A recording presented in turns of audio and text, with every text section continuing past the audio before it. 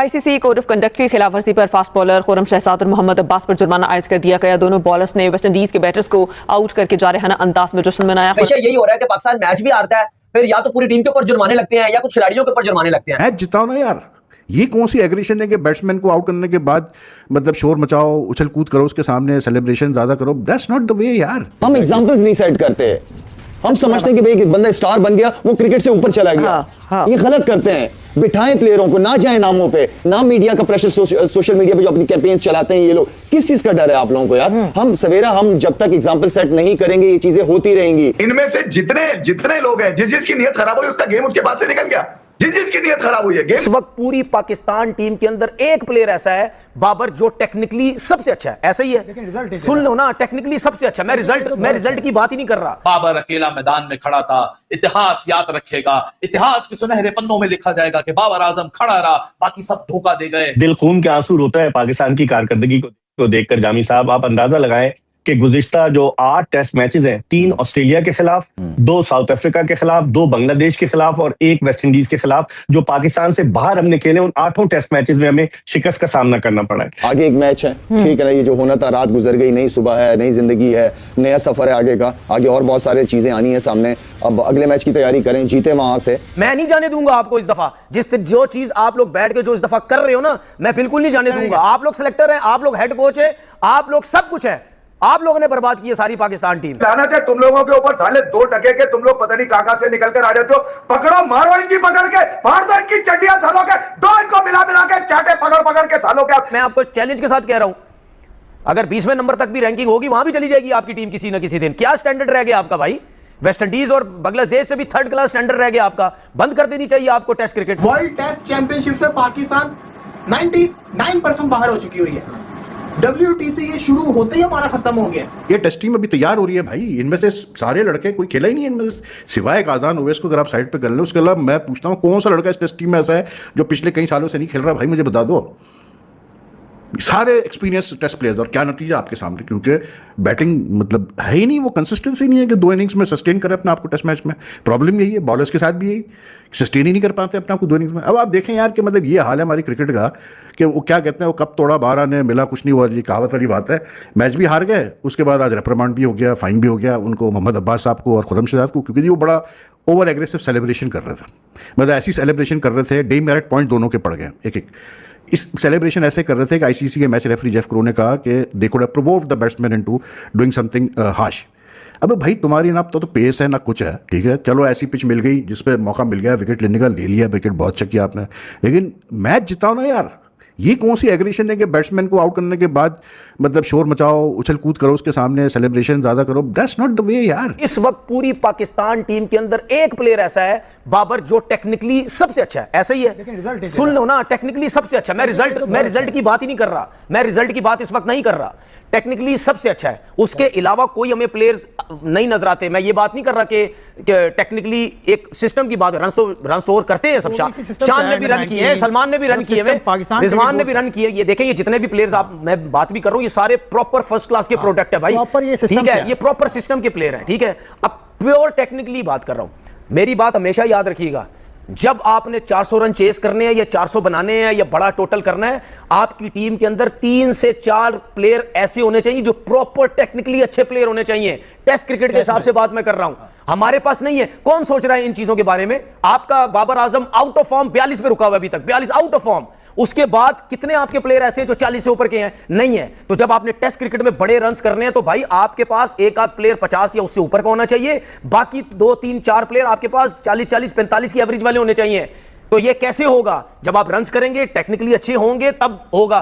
तो हम यहां बैठ बैठ के अपने दिमाग खाते रहते हैं, इनको समझ नहीं आती। ये बस अपनी कुर्सियों पे बैठे हुए सेव कर रहे हैं अपने आप को, ठीक है, दूसरों को आगे रख के हमारे ऊपर कोई ना है। और भाई हम नहीं जाने देंगे आपको, मैं नहीं जाने दूंगा आपको इस दफा। जो चीज आप लोग बैठ के जो इस दफा कर रहे हो ना, मैं बिल्कुल नहीं जाने दूंगा। आप लोग सिलेक्टर हैं, आप लोग हेड कोच है, आप लोग सब कुछ है।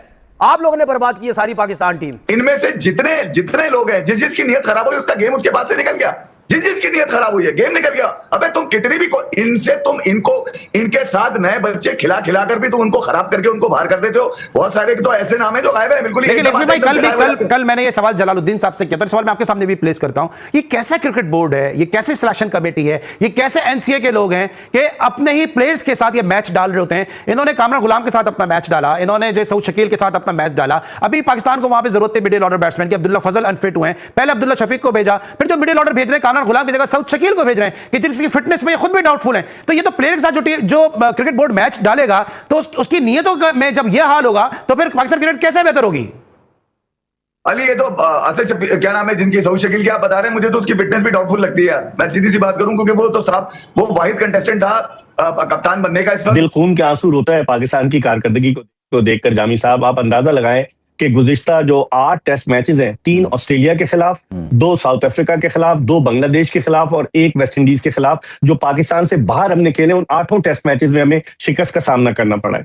आखिर कोई तो वजह होगी पाकिस्तान की टेस्ट टीम क्यों नहीं बन पा रही। कभी कप्तानी का म्यूजिकल चेयर गेम शुरू हो जाता है, कभी कोचेस का म्यूजिकल चेयर गेम शुरू हो जाता है, लेकिन उसके बावजूद कारकर्दगी बजाय बुलंदी की तरफ जाने के पस्ती की तरफ गामदन। इसकी बुनियादी वजह एक तो आपका टीम का सिलेक्शन प्रॉपर नहीं था। अगर आप कल जो टेस्ट मैच खत्म हुआ उस पर देखें आप कि आपके पास नंबर 6 तक सिर्फ मुस्तनद बैट्समैन थे, बाकी 5 आपके पास 4 बॉलर थे और आमिर जमाल को आप ऑलराउंडर के जुमरे में रख रहे थे। तो आप अगर हम देखें दोनों इनिंग्स में तो इन 5 ने मजमूई तौर पर सिर्फ 53 रन बनाए हैं, यानी कि पहली इनिंग्स और दूसरी इनिंग्स के स्कोर मिलाकर आपके टेल एंडर्स ने सिर्फ 53 रन स्कोर किए। क्या कोई टीम इस तरह से जीतती है? दुनिया की दीगर टीमों की एग्जांपल लेने के ऑस्ट्रेलिया के पैट कमिंस जो है वो निचले नंबर पर जाकर रन कर देते हैं, साउथ अफ्रीका के कगीसो रबाता रन कर देते हैं, लेकिन पाकिस्तान के पास कोई ऑलराउंडर नहीं, सिर्फ बड़ी बड़ी बातें करते हैं। पाकिस्तानी क्रिकेट टीम के गैर एलानिया चीफ सेलेक्टर आकिब जावेद जो ये कह देते हैं कि जनाब अगर एक भी टेस्ट जीत जाए तो बड़ी बात होगी, तो अब उनको बताएं कि एक टेस्ट तो हार गए, दूसरा 2 अगस्त से शुरू हो रहा है, उसके लिए भी दुआ करें। लेकिन पाकिस्तान की